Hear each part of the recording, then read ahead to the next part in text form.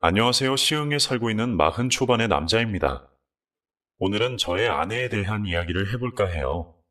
저는 행복한 사람이었습니다. 대학교 때 등산 동아리에서 처음 만난 아내는 결혼을 하고 나서도 여전히 야외 활동을 좋아했어요. 저도 그런 아내의 취미가 싫지 않아서 저희는 주말이 되거나 연휴가 다가오면 차를 끌고 야외 캠핑을 가거나 바다 근처로 차를 끌고 가서 아내와 바닷바람을 쐬기도 했었죠. 사실 등산도 하고는 싶은데 나이가 들어서 그런지 등산은 하면 체력이 너무 바닥이 나더라고요. 여하튼 정말 행복한 삶이었습니다. 바로 태어나 상상도 못할 규모의 비극이 저에게 부딪히기 전까지는요. 그날은 아내와 함께 캠핑을 가기 위해 각종 장비를 싣고 인근의 캠핑장으로 운전을 하던 중이었습니다. 날씨도 선선하고 미리 연휴를 맞춰놓고 일정을 계획한 것이라 운전하는 내내 정말 즐거운 캠핑이 되겠다 싶었죠. 캠핑장으로 향하는 도중에 음주운전을 하고 있던 운전자가 제가 몰고 있는 차를 들이받기 전까지는요. 사실 사고 당시의 기억은 아무것도 나질 않습니다. 음주운전 차량이 급하게 저를 보고 핸들을 꺾었고 저 홀로 속으로 아차 싶었다 하는 순간만이 어렴풋이 남습니다. 정신을 차렸을 때 저는 이미 병원이었습니다. 그리고는 제가 깨어난 것을 확인한 의사 선생님이 되게 차분하게 저의 상태를 말씀하시더군요.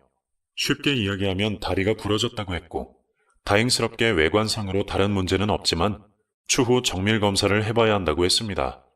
그러나 제 상태는 아무렴 중요치 않았습니다. 바로 조수석에 앉아있던 아내의 상태가 더 궁금했죠. 그러더니 의사는 저희 아내는 현재 수술실에서 수술을 받고 있고 또 보호자가 이미 와 있다고 했습니다. 그 보호자는 바로 장모님이었어요. 제가 다리가 부러져서 장모님을 뵈러 움직이진 못하고 병실에 가만히 앉아 있었는데 얼굴이 퉁퉁 불어오르신 장모님이 제 병실로 들어와서는 한숨만 푹 내쉬더군요. 이때 속으로 얼마나 간절했는지 모릅니다. 제발 아내의 상태가 별 이상이 없기를 바라면서요. 그러나 장모님은 저를 향해 눈조차 마주치지 못하시고 대체 왜 그랬냐면서 푸념을 늘어놓으시더라고요. 저는 감히 아내의 상태를 여쭤볼 용기도 없었습니다. 아내는 대체 얼마나 다쳤으며 수술 중이라면 어떤 수술을 하고 있는 건지 장모님의 어두운 얼굴을 보니 아무것도 물어보지 못하겠더라고요. 그러자 장모님이 먼저 입을 여셨습니다. 장모님은 아내의 수술이 끝나고 적당 시간이 지나는 대로 자신이 아는 병원으로 아내를 옮기실 거라면서 저보고는 여기서 잘 치료받고 나오라고 하셨습니다. 장모님의 친척 중에 대학병원 의사가 계신 것은 알고 있었습니다. 아마 그 병원으로 옮긴다는 것 같았는데, 그리고 제가 결국 아내의 상태를 꼭 알아야만 할 것 같아서 나지막히 장모님에게 아내는 얼마나 다쳤냐고 여쭤봤더니 장모님이 저를 향해 혀를 끌끌 차시고는 아직 모른다면서 수술이 끝나 봐야 할 것이라며 제 걱정부터 제대로 하라고 하더라고요. 속이 미어지다 못해 찢어지는 것 같았습니다. 제가 캠핑을 가자고 하지 않았더라면 이런 사고가 일어나지 않았을 텐데 하는 후회만 가득했습니다. 그러나 돌이킬 수 없는 일은 이미 일어난 후였습니다. 저도 속히 치료에 들어갔고 천천히 뼈가 붓기만을 기다리고 있는데 그 무렵 장모님에게서 정말 충격적인 연락을 받게 되었습니다. 바로 저희 아내가 하필 허리 쪽을 심하게 다쳐서 어쩌면 전신마비로 평생을 살아야 할지도 모른다고요. 처음엔 제가 장모님의 이야기를 잘못 들은 줄 알았습니다. 아무 말도 하지 못했습니다. 그저 장모님도 현실이 많이 버거우신 듯 추후 다시 연락을 할 테니 먼저 연락 말아달라는 말만 하더군요. 장모님과의 통화가 끝이 나고 한 10분이 넘도록 멍을 때리고 있었던 것 같습니다. 도대체 제게 무슨 일이 일어난 건지, 제 잘못된 선택 한 번으로 사랑하는 아내의 인생이 망가졌다는 사실을 정말 부정하고 싶었습니다. 그리고 야속하게도 제겐 변명할 기회조차 없더군요. 장모님은 완강하게 저의 연락을 거부하셨습니다. 더 이상 연락도 말아달라고 했고 필요한 일이 생기면 먼저 연락을 할 테니 일단 저의 치료에나 집중하라고 했습니다. 저에겐 사랑하는 아내였지만 장모님에게는 눈에 넣어도 아프지 않을 딸이었습니다. 그리고 저는 그런 장모님의 딸의 인생을 망쳐놓은 최악의 인간이 되어 있었죠. 병원에서 보름쯤 지냈을까요? 저는 식사도 제대로 하지 못했습니다. 의사는 다행스럽게 뼈가 빠르게 붓고 있다고 했지만 제 귀에는 아무것도 들리질 않았습니다. 저는 그저 아내 생각뿐이었습니다. 아내는 도대체 어디 있는 건지, 지금 상황은 어떤 건지, 제가 알고 있는 것은 마지막으로 장모님과의 전화 외에 알고 있는 것이 없었습니다. 시간이 지나자 병원에서는 제 다리에 기부스를 채워주고 목발을 주더군요. 뼈가 어느 정도 붙었으니 굳이 입원하지 않고 자택에서 주기적으로 오고 가면서 치료를 해도 좋다고 했습니다. 그리고 그런 찰나에 장모님에게 먼저 연락이 왔습니다. 목소리는 여전히 어두우시더군요. 장모님은 여전히 아내의 상황에 진전이 없다고 했습니다. 그리고 아내가 1인 병실에 묵고 있어서 병원비가 상당히 든다면서 혹시 적금이라던가 목돈이 있으면 좀 도와달라고 하더군요. 당연히 제가 해야 할 일이었습니다. 알겠다며 장모님에게 곧장 대답을 하고는 제가 제발 아내 얼굴을 한 번만 보고 싶으니 어디 병원에 있는지 알려달라고 사정을 했는데 글쎄 장모님은 그게 좀 힘들 것 같다고 하더라고요. 그리고 장모님은 솔직하고 허심탄회하게 본인의 감정을 말씀하셨습니다. 바로 저를 볼 용기가 나질 않는다고요. 현재 자기 딸이 전신마비가 되어서 아무것도 못하는 현실조차 버티기 힘들고 버거운데 제 얼굴까지 보면 감정 조절이 힘들 것 같다면서 아내를 보는 것은 좀 나중으로 미루자고 하더라고요. 그리고 저는 장모님의 요구에 싫다 좋다 할 상황이 못 되었습니다. 무조건 알겠다고만 했죠. 그리고 장모님이 대신 아내의 현재 사진 한 장을 보내주었는데 아내가 몸에 링거줄을 꼽아놓고는 마치 깊은 잠에 든 사람처럼 눈을 감고 누워 있었습니다. 사진을 보자마자 눈물이 왈칵 터졌습니다. 저는 곧장 장모님에게 전달받았던 계좌로 병원비를 이체했고 앞으로도 도울 일이 생기면 뭐든 말씀해달라고 했습니다. 그래야만 제 죄책감이 조금이라도 덜어지는 기분이 들 것 같았습니다. 그리고 이땐 결코 알지 못했습니다. 장모님이 제게 병원을 알려주지 않은 이유와 아내를 만나지 못하게 했던 진짜 이유를 감히 상상조차 하지 못했죠. 목발을 짚고 택시를 타고 집에 도착하고 나니 그동안 사람 없는 집에 먼지가 많이 쌓여 있었는지 집이 정막으로 가득하더군요. 겨우내 침대에 눕자마자 정말 한참을 울었습니다. 도무지 현실을 받아들이는 게 힘들었습니다. 그래도 이대로 좌절할 수는 없겠다 싶었습니다. 기운을 내야만 했죠. 일단 저는 직장에 제 상황을 알렸습니다. 당장은 집에 들어왔지만 출퇴근은 좀 힘들 것 같다. 당분간은 재택으로 일을 하겠다고 말이죠. 제가 말단 사원이나 대리가 아니라 그래도 팀장급 직원이라 가능했을지도 모릅니다. 그리고 저는 당장 제가 운용 가능한 현금을 샅샅이 뒤졌습니다. 주식은 얼마나 가지고 있고 당장 현금화를 얼마나 시킬 수 있는지 꼼꼼히 알아봤습니다. 다름 아닌 아내의 병원비 때문이었습니다. 일전에 장모님이 저에게 병원비를 부탁하셨을 때 대체 몇 개월분의 병원비를 달라고 하신지는 모르겠지만 액수가 생각 이상으로 크더라고요. 그래서 저는 앞으로 얼마나 걸릴지 모를 아내의 병간호를 위해서 최대한 많은 돈을 준비해두려 하고 있었습니다. 그리고 이런 제 마음을 알고 있었을까요? 아니나 다를까 장모님에게 전화가 걸려오더군요. 장서방, 퇴원은 했는가? 퇴원했습니다, 장모님. 그보다 아내는 좀 어떤가요? 그때랑 똑같아. 진전이 없어. 그나저나 돈이 너무 많이 들어가서 문제일세. 돈이요? 돈이라면 얼마든지 보태겠습니다. 말씀만 주십시오. 계좌 하나 찍어줄 테니 여기로 1,000만 원만 보내줄 수 있겠는가? 알겠습니다. 그보다 저도 정말 아내 상태를 좀 확인하고 싶습니다. 이러한 제 호소에도 장모님은 장시간 대답이 없으시더군요. 그리고 그것은 좀 힘들겠다는 말을 하셨습니다. 물론 장모님의 심정도 이해했습니다. 하필 저와의 운전으로 딸이 그렇게 망가졌으니 감히 제 얼굴을 보기가 싫었을 겁니다. 하지만 제 마음을 이해 못해주시는 장모님에게 좀 서운하고 속상하더군요. 저도 사랑하는 아내의 남편이었습니다.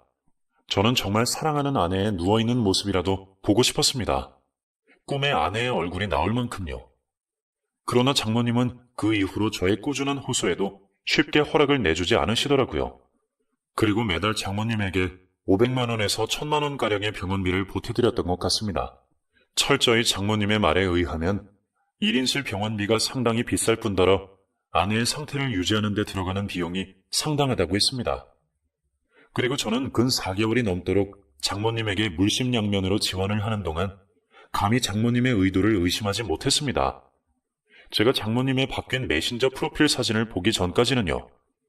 장모님은 친구들과 바다로 여행을 가신 것 같더라고요.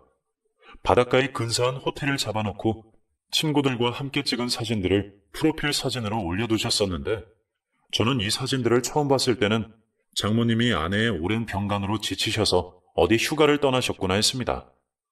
그리고 한 가지 아차 싶었죠. 장모님이 병원에 부재해 있다면 대체 아내의 옆에는 누가 있는 거지 싶었습니다. 순간 묘한 불안감이 들어서 곧장 장모님에게 전화를 걸었더니 옆에서 바다 파도 소리가 철썩이는 소리가 들리더군요. 날짜상 장모님이 3일 전에 프로필 사진을 바꾸셨었던데 나흘 차인 아직까지도 바다 근처 호텔에 묵고 계셨던 겁니다.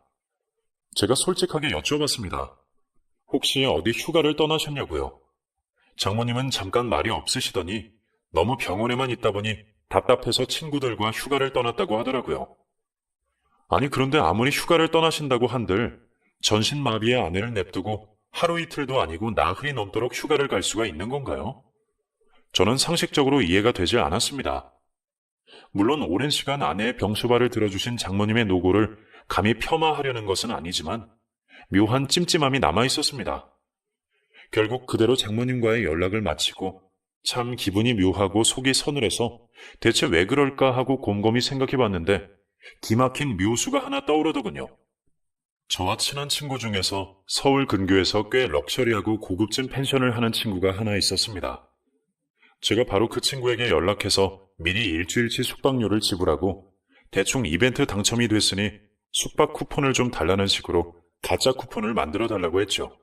그러니까 저는 이렇게 만들어진 숙박 쿠폰을 장모님에게 드리고 장모님을 펜션으로 보낼 계획이었습니다. 물론 친구에겐 미리 부탁을 해놨었습니다. 모든 상황을 설명해놨었고 장모님이 조만간 펜션에 들르실 건데 절대 나와 친구인 것은 티내지 말고 그냥 너가 틈틈이 챙겨주면서 도대체 장모님이 뭘 하고 돌아다니는지 좀 알아봐 달라고 했습니다. 친구도 눈치가 있어서 그런지 알겠다고 하더군요. 그리고 제가 장모님에게 전화해서 서울 근교의 펜션 이야기를 꺼냈습니다. 저희 회사 거래처에서 펜션 숙박권을 받은 게 있는데 저는 상황이 이래서 가질 못하니 장모님이라도 대신 가라고 했습니다. 장모님은 처음엔 약간 귀찮아하시다가 하루 숙박료 얘기를 듣고는 깜짝 놀라서 그렇게 비싼 곳이었냐면서 쿠폰을 보내달라고 하더라고요. 그리고 일주일쯤 지났을까요? 드디어 친구에게서 연락이 왔었습니다. 저희 장모님이 친구들과 함께 펜션에 도착하셨다고요. 그런데 제 친구의 첫 마디가 좀 희한했습니다. 너희 장모님 돈 되게 많으신가 보다? 무슨 일 하셔?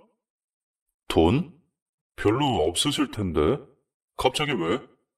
친구분들이랑 백화점에서 쇼핑 제대로 하고 오신 모양인데. 쇼핑? 백화점에서? 얼마나? 모르겠다. 근데 완전 명품을 도배하셨네.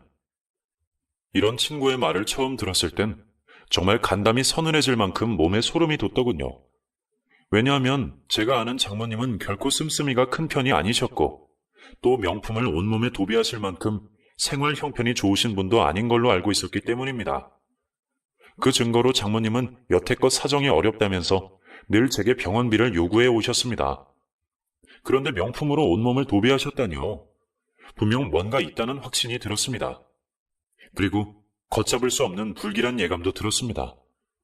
저는 친구에게 간절히 부탁하면서 최대한 티나지 않게 저희 장모님의 일거수일투족을 좀 봐달라고 했습니다. 친구도 상황이 이상하게 돌아가는 것을 알아차렸는지 알겠다고 하더군요. 그리고 다음 날부터 친구는 꼬박꼬박 장모님의 상황을 보고하기 시작했습니다. 그리고 그 보고의 내용은 가히 충격적이더군요. 친구는 장모님이 아무래도 돈이 많으신 것 같다면서 값비싼 양주들을 사와서는 펜션에서 양주 파티를 벌였다고 합니다. 그리고 펜션에서 묵으시면서 또 쇼핑을 하고 오신 건지 양손 가득 명품들을 쥐고 오가셨다고 했습니다. 그리고 저는 이 현실을 도저히 믿을 수가 없더군요. 곧장 장모님에게 전화를 걸어 조심스럽게 물었습니다. 혹시 펜션에서 휴가는 잘 보내셨느냐고, 아내는 잘 지내고 있냐고 말입니다. 장모님은 여전히 펜션이라고 답하셨고 아내는 간병인이 잘 수발을 들고 있다고 했습니다. 물론 장모님이 명품을 사고 친구들과 놀러 가시는 것은 온전히 장모님의 자유였습니다. 그러나 장모님은 대체 돈이 어디서 나셨길래 그런 명품들을 사들고 다니신다는 건가요? 돈이라면 제가 아내의 병원비 목적으로 건네준 돈밖에 없는데 설마 하는 불길한 생각이 자꾸만 머리를 떠나질 않았습니다. 그리고 나흘쯤 지나서 다시 장모님에게 연락이 오더군요. 또다시 병원비의 목적으로 500만 원을 보내달라는 것이었습니다. 이때 저는 뭔가 잘못 돌아가고 있다고 확신했습니다. 그리고 오직 한 가지 생각만이 남았죠. 어떻게 해서든 아내의 얼굴을 직접 봐야겠다. 장모님에게 아내를 보게 해달라는 것은 이제 더 이상 의미가 없을 것 같았고, 결국 제가 홀로 찾아야겠다 싶었습니다. 그리고 그 첫 단서가 바로 장모님이 일전에 보내주신 제 아내가 병실에 누워있는 사진이었습니다. 사진 속의 아내는 병원복을 입고 있었고, 그 사진을 확대하여 보니 아내가 입고 있는 병원복의 마크가 얼추 보였습니다. 그 마크가 대체 어디 병원의 것인지 알아내기 위해 몇 시간을 컴퓨터를 뒤졌는지 모릅니다. 3시간쯤 됐을까요? 드디어 아내가 입원해 있는 병원의 위치를 알 수 있게 되었습니다. 아내에게 조금 더 가까워진 기분이 들었습니다. 그러나 문제는 이제부터였습니다. 첫째로 장모님과 마주쳐서는 안 됐었습니다. 일단 저는 병원까지 차를 가져다 대고 먼저 장모님에게 전화를 걸었습니다. 제가 대뜸 어디 계시냐고 여쭤봤더니 휴대폰 너머로 엄청 웅성이는 사람들 목소리가 들리더라고요. 장모님은 친구들을 보러 잠깐 바깥에 나왔다고 하셨는데 아마 백화점에 가신 듯 했습니다. 평소에도 제가 장모님에게 안부 전화를 종종 드렸기 때문에 장모님이 저를 의심하는 기색은 없으셨지만 최대한 빠르게 병원에 들어가서 아내가 어디 들어가 있는지 알아내야만 했습니다. 당초에 언제 장모님이 병원으로 오실지 몰랐기 때문이죠.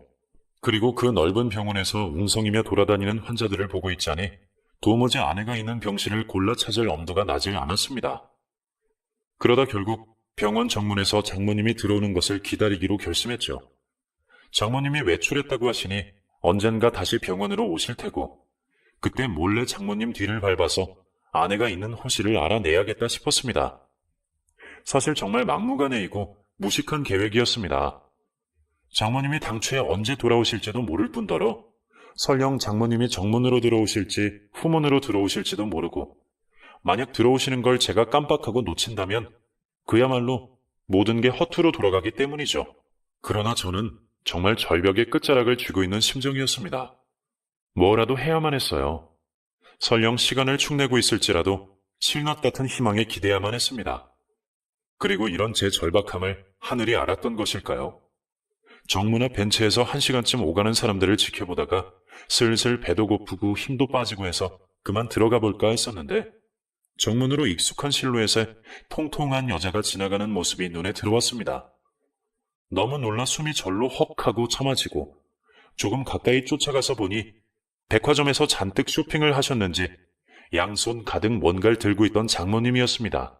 순간 이제 됐다 싶어서 들키지 않으려 최대한 장모님의 뒤를 바짝 쫓았습니다. 무슨 추격전을 하는 것처럼 정말 숨막힐 듯한 긴장감이 조여오더군요.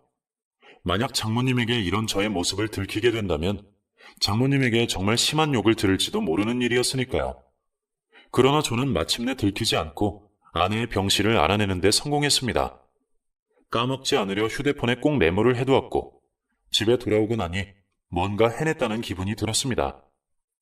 그리고 드디어 아내의 얼굴을 볼 수 있을 것 같다는 희망도 들었습니다. 물론 아내와 만나기 전에 다시 한번 장모님의 위치가 바뀐지 확인을 해야만 했었겠죠. 그리고 3일이 지났을까요? 장모님의 프로필 사진이 다시 한번 바뀌길래 확인해봤더니 전과는 다른 호텔에서 찍은 사진이더군요. 순간 이때다 싶어서 장모님에게 전화를 걸어 위치를 확인받고 의심받지 않기 위해 100만 원 정도 용돈까지 보내드렸습니다. 솔직히 이 시기쯤에 이미 장모님에 대한 마음은 많이 기울어 있었습니다. 이때까지만 해도 저는 장모님이 아내의 병수발에 많이 지쳐서 자꾸만 바깥으로 돌고 있다고만 생각했습니다. 그리고 이런 제 생각과 추측은 빙산의 일각에 불과했죠. 더 무섭고 끔찍한 진실이 그 밑에 자리 잡고 있었으니까요. 여튼 장모님이 밖에 있는 것을 확인하고 저는 곧장 병원으로 향했습니다. 당장이라도 아내의 얼굴을 볼 수 있다는 기쁨에 마음이 많이 두근거렸습니다. 그렇게 도착한 병원, 금방이라도 터질 것 같은 심장을 끌어안고 아내가 누워있는 병실 문을 열었습니다. 병상 위에 아내는 꼭 깊은 잠에 든 사람처럼 눈을 감고 누워 있었습니다. 아마도 자고 있거나 강한 수면제의 영향으로 잠에 빠진 듯 싶었습니다. 그리고 아내를 보자마자 눈물이 왈칵 쏟아지더군요. 겉으로 보기에는 다친 곳 하나 없이 멀쩡해 보였는데 이런 아내가 전신마비라니. 앞으로 거의 평생을 병원에서 지내야 할지도 모른다니. 곤히 잠들어 있는 아내의 손을 잡고 얼마나 많은 눈물을 흘리고 몇 번이고 아내의 이름을 불렀는지 모릅니다. 물론 아내에게는 일체 응답이 없었죠. 아내와 1시간이 넘도록 같이 있었던 것 같습니다. 그리고 어쩐 이유에서인지 간병인은 보이지도 않더군요. 그날의 만남은 그렇게 끝이 났습니다. 짧았지만 행복했고 살다가 힘이 들 때면 언제든 아내를 찾아가리라 마음먹었습니다. 그리고 그때 이후로 저는 종종 아내를 찾아갔습니다. 한 가지 알게 된 것이 있었습니다. 장모님은 거의 병원에 오질 않으시더군요. 거의 제가 따로 장모님의 위치를 확인하지 않고 어느 때든 병원을 찾아가도 아내는 혼자였습니다. 그리고 장모님은 꾸준히 제게 병원비를 부탁하셨었고 저도 이제는 마지못해 드리기는 하지만 결코 찜찜함을 지울 수 없는 수준까지 이르렀습니다. 그리고 그 묘한 불길함을 차마 그냥 넘길 수 없는 사건이 바로 아내가 누워있는 병실에서 일어났습니다. 그날은 아내가 있는 병실에서 밥이라도 먹고 싶어서 제가 집에서 대충 도시락을 싸간 날이었습니다. 뭐랄까, 이렇게라도 하면 아내와 같이 밥을 먹는 기분이 들 것 같았거든요. 그런데 도시락 뚜껑을 열고 숟가락과 젓가락을 작은 탁자 위에 올려놓고 밥을 먹으려는데 직장 선배에게 갑자기 전화가 오더라고요. 통화가 길어질 것 같아서 병실 밖으로 나와 15분이 넘도록 일 얘기를 했었습니다. 물론 저는 멀리 가지 않고 아내의 병실 입구 주위를 어슬렁거리며 통화를 하고 있었습니다. 곧장 통화를 마치고 다시 병실에 들어가 탁자를 봤는데 숟가락이 바닥에 떨어져 있더군요. 처음엔 숟가락이 바닥에 떨어졌구나 싶어서 숟가락을 다시 주워 탁자 위로 올리는데 뭔가 이상한 겁니다. 숟가락이 떨어졌다?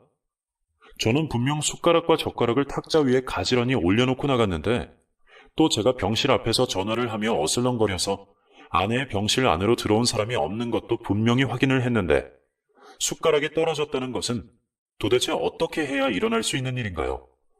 병실 안에는 선풍기나 에어컨도 없어서 바람 자체가 불지를 않았습니다. 또한 만약에 제가 자리에서 일어나다가 실수로 탁자를 건드리는 바람에 숟가락이 바닥에 떨어진 것이라면 곧장 짤그랑 하는 소리가 났어야 하는데 저는 그런 소리조차 듣지 못했습니다. 제 시선은 곧장 아내에게 향했습니다. 이게 대체 무슨 일인 건지. 분명 누가 탁자를 건드려서 숟가락이 떨어진 게 분명했는데 아내는 분명 전신마비로 손가락 하나 움직일 수 없는 상황인데 도대체 무슨 일이 일어난 건지 납득이 가지 않더군요. 정말 만에 하나 아내가 움직여서 제 탁자 위에 숟가락을 건드렸다면 하는 망상도 잠시 해봤지만 그것은 말 그대로 망상이었습니다. 결코 일어날 수 없는 일이라고 생각했습니다. 그러나 그날 이후로 저는 아내를 찾아갈 때마다 아내의 손을 꼭 붙잡고 저의 속마음을 털어놓곤 했습니다. 정말 하나부터 열까지 솔직하게요. 장모님이 수상하다. 결코 의심하고 싶지 않았지만 알고 보니 장모님은 나에게서 받은 병원비로 당신의 치료가 아니라 명품 가방을 사고 노는데 전부 쓰시는 것 같다. 저는 마치 하늘에게 기도하듯이 아내에게 이런 저의 진심을 털어놓았습니다. 그리고 저의 이런 행동이 일주일쯤 반복됐을까요? 그날도 여전히 저는 아내와 함께 식사하는 기분이라도 내어보려 홀로 아내 앞에서 도시락을 싸먹고 아내가 좋아하는 음악을 틀어놓고 아내의 손을 꼭 잡은 채로 한때 아내가 참 좋아했던 시집을 읽어주고 있었습니다. 그런데 아내의 손을 잡고 있는 저의 손바닥 위로 따스한 손길이 포개어 얹어지더군요. 그리고 그 따스함의 주인은 바로 아내였습니다. 처음엔 무슨 일이 벌어진 것인지 내가 지금 헛것을 보고 있는 것인가 싶어서 아무 말도 나오질 않았습니다. 그러나 제 손을 포개어 잡고 있는 사람은 분명 아내였습니다. 아내의 두 눈에는 눈물이 고여 있었고 곧이어 얼어붙어 있는 저를 향해 나지막히 미안하다고 말하며 저를 꼭 안아주더군요. 마치 꿈을 꾸는 것 같았습니다. 설마 내가 다른 사람의 병실을 착각해서 들어왔나 하고 말도 안 되는 오해를 할 정도였습니다. 그러나 상처 하나 없이 여전히 아름다운 얼굴로 저를 향해 울고 있는 사람은 다시 보아도 분명 아내였습니다. 제가 황급히 놀라 당장 담당 의사를 부르려고 했더니 아내가 급하게 저를 말리더군요. 그리고 아내는 저에게 그동안의 충격적인 진실을 모두 털어놓았습니다. 결론부터 이야기하자면 아내는 전신마비가 아니었습니다. 또한 장모님은 아내의 친어머니가 아닌 새엄마였습니다. 아내는 새엄마인 장모에게 협박을 받아서 제 앞에서 전신마비 환자인 척을 하고 있었던 것이었습니다. 당혹스러웠습니다. 이해도 되지 않았어요. 도대체 아내가 왜 그런 짓을 한 건지, 왜 그따위 짓으로 절 속이고 이렇게 힘들게 하고 죄책감에 시달리게 한 건지 알 수가 없었습니다. 그리고 아내는 이어서 충격적인 이야기를 꺼내더군요. 바로 장모님이 생활 형편이 어려운 아내의 친아버지를 빌미로 아내를 쥐고 흔들었던 것입니다. 아내의 친아버지는 형편이 많이 좋지 않으셨습니다. 장모님과도 함께 살지 않으셨었고 매달 건설 일용직으로 하루를 사시다가 하필 몸을 다치셔서 그마저도 일을 못하게 되어 그야말로 길거리에 나앉은 백수신세였습니다. 그리고 장모는 이를 알고 아내에게 저에게 병원비를 좀 더 받아내서 아내의 친아버지를 도와주는 것은 어떻겠냐고 제안을 했더랍니다. 아내는 처음에 완강히 거부했지만 장모가 하루 종일 붙잡으며 설득을 했다고 하더군요. 그리고 끝까지 아내가 결코 사람이 그런 짓을 할 수는 없다면서 거부를 했더니 장모가 무섭게 변하면서 그렇다면 자신이 새엄마인 것과 알고 있는 아내의 집안 과거를 전부 저에게 폭로하겠다면서 협박을 했다는 것입니다. 아내는 평소에 가정적인 환경과 가정적인 사람에 대해 약간의 예민함을 느끼던 사람입니다. 그래서인지는 모르겠지만 아내는 감히 저에게 자기 스스로의 과거와 친엄마가 떠나고 새엄마를 받아들이게 된 수치스러운 과거를 알고 싶게 하지 않았다고 하더라고요. 아내는 평소에도 자신의 집안일에 대해 이야기하는 것을 어려워할 만큼 집안에 관해서는 어딘가 마음을 닫아놓은 듯한 사람이었습니다. 저도 그래서 구태여 그런 것들을 묻지 않고는 해왔는데 장모는 그런 아내의 약점을 이용해서 아내를 협박하고 제게서 돈을 뜯어내려 했던 것입니다. 장모는 아내가 전신마비인 것처럼 저에게 말을 할 테니 알아서 입을 맞추라고 했었습니다. 그리고 남편인 제게 병원을 알려주지 않았으니 찾아올 가능성은 거의 희박하지만 혹시라도 남편이 찾아온다면 끝까지 전신마비인 척을 하라고 했다고 해요. 들어도 대답하지 말고 건드려도 움찔하지 말고 정말 잠에 든 사람처럼 움직여야 한다고 철저하게 지시를 했다고 했습니다. 그리고 이렇게 곤란한 상황 속에 아내가 결국 저의 이야기를 듣고는 죄책감을 이기지 못하고 먼저 자신의 상황을 말해버린 것이었죠. 아내의 이야기를 듣는 내내 화가 안에서 부글부글 끓었습니다. 저도 정말 세상에서 별의 별 사람들을 다 만나보고 별 쓰레기들도 많이 상대해봤지만 이 정도의 악질은 정말 처음이었습니다.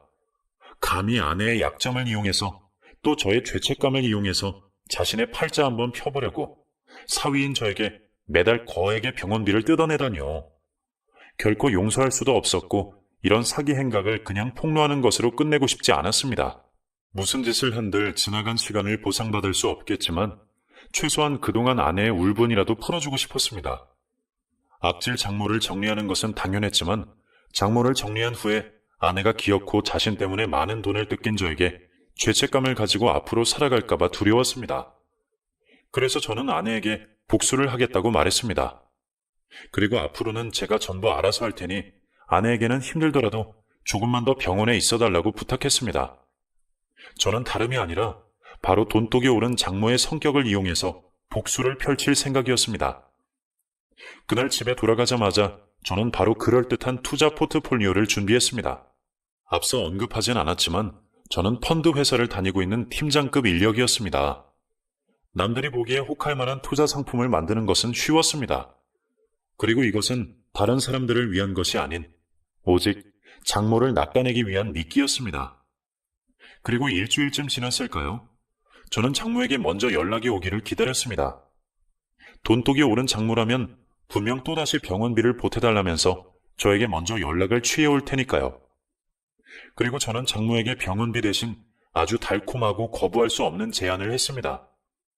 저희 회사에서 현재 VIP 대상으로 기획 중인 투자 상품이 있다. 이건 아주 고급 정보라서 일반인들은 결코 알 수가 없고 저희도 힘들게 따낸 투자 상품인데 장모님께서 혹시 목돈이 있으시다면 여기에 투자를 하시면 아주 수익이 좋을 거라고 제가 말을 했습니다. 장모는 냉큼 제가 던진 미끼를 물더군요. 그리고 목돈을 얼마쯤 가져오면 좋겠냐고 묻길래 제가 단언하듯 말했습니다. 근 10년 가까이 넘는 기간 동안 제가 컨설팅한 투자 중에서 가장 안전하고 기대 수익이 좋다면서 목돈은 물론이고 대출을 받을 수 있으면 대출까지 최대한 땡겨서 오면 좋을 것이라고 말했습니다. 그러더니 장모의 눈이 정말 휘둥그레지더군요. 마치 탐욕스러운 두꺼비를 보는 듯 했습니다. 시간이 보름쯤 지났을까요? 장모는 아마 제가 그동안 준 돈으로 샀었던 명품까지 전부 되팔아가면서 돈을 모았던 모양입니다. 뿐만 아니라 여기저기서 대출까지 끌어와서는 거의 5억 가까이 되는 돈을 준비하셨더군요. 그리고 저는 단도직입적으로 말을 했습니다. 능력 있는 사위 하나 믿고 그 자산을 제게 맡겨달라. 후회하지 않으실 거라고 말입니다. 장모는 잠시 고민하고 몹시 떠는 듯 하더니 이내 알겠다는 표정으로 제게 돈을 맡기셨습니다.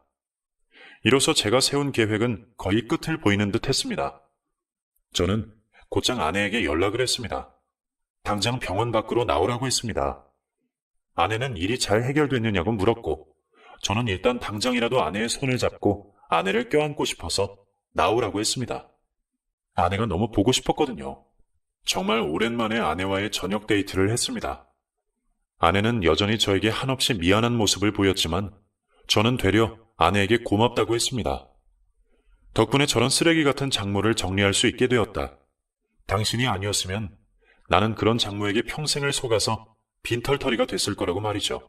그리고 장모에게 연락을 주기로 한 시간을 일부러 어기면서 저는 이어서 오는 장모의 연락을 모조리 차단했습니다.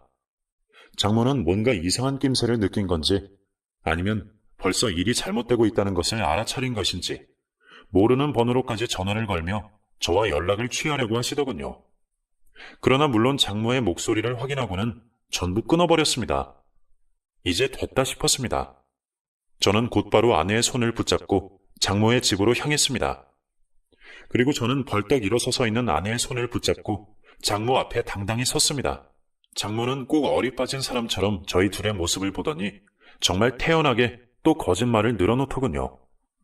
바로 아내가 언제 퇴원을 했냐면서 언제 몸이 괜찮아졌냐면서 아직 상황 파악도 제대로 되지 않은 것인지 아내의 손을 붙잡고 감히 격려를 하려는 듯한 모습을 보였습니다. 그래서 제가 장모의 손을 뿌리치며 그 더러운 손을 치우라고 했습니다. 그리고 저는 그동안의 모든 진실을 장모에게 과감히 털어놓았습니다. 당신이 한 추악한 행위와 거짓말은 이미 전부 알고 있다. 투자 상품을 기획하고 당신에게 돈을 받아낸 것도 전부 그 복수를 하기 위함이었더라고요. 순간 장모는 다리에 힘이 풀렸는지 그대로 거실 바닥에 털썩 주저앉았습니다. 그리고 저를 향해 비명을 지르듯 외치더군요. 장서방, 제발 이러지 말게. 나를 한 번만 용서하게. 감히 내 이름을 입에도 언급하지 마십시오. 당신은 사람도 아닙니다. 장서방, 이러면 정말 나 죽네. 자네가 이러면 안 되잖아. 좀 살려주게. 더 이상 할 얘기도 하고 싶은 이야기도 없습니다. 알아서 잘 사세요. 장모는 저와 아내가 현관을 벗어나는 순간까지 제 바짓가랑이를 붙잡으며 매달리더라고요. 정말 사람이 돈만 쫓다가 이렇게 추해지고 무너지나 싶었습니다. 물론 저는 이따위 악질 인간에게 한 줌의 동정도 들지 않았습니다. 저는 그 길로 아내와 함께 장모와의 연을 끊었습니다. 다시 아내와의 행복한 결혼 생활을 즐기기엔 저희 둘에게 너무나 큰 사건이 있었어서 당장은 쉽지 않겠지만 저는 차차 아내의 다친 마음의 문을 열어주려고 합니다. 사실 이제는 무서워서 자동차를 몰지도 못하겠습니다. 아내도 이제는 야외 취미보다는 안에서 안전하게 즐기는 취미에 재미를 붙여나가고 있습니다. 이후로 장모에게는 꾸준한 연락이 왔었습니다. 정말 끝까지 자신의 동정 어린 상황을 보여주면서 제게 동정표를 사려고 하더군요. 장모는 매일같이 제게 장문의 편지 같은 메시지를 보내왔습니다. 제발 이러지 말아달라는, 이러면 자신의 삶이 정말 힘들어진다는, 그리고 항상 사진도 함께 보내왔습니다. 장모가 반찬 가게에서 일하고 있는 사진, 아파트에서 청소부로 일하고 있는 사진, 새벽이 되면 야쿠르트 배달을 하는 사진들을 제게 보여주면서 자신이 이렇게나 힘들게 살고 있으니 제발 한 번만 용서하고 도와달라는 말을 하려는 듯 했습니다. 물론 저는 그 문자 메시지들을 읽어보면서 콧방귀나 실컷 뀌었습니다. 사람은 쉽게 변하지 않습니다. 심지어 이 정도의 악질은 결코 세월이 흘러도 변하지 않을 겁니다. 나중에 정말 많은 시간이 흐르고 장모가 그때까지도 울며 불며 제게 구원을 해달라고 한다면 저는 대충 10,000원쯤 쥐어주며 어디 가서 따뜻한 밥 한 끼라도 하라며 장모를 혼쭐 낼 생각입니다.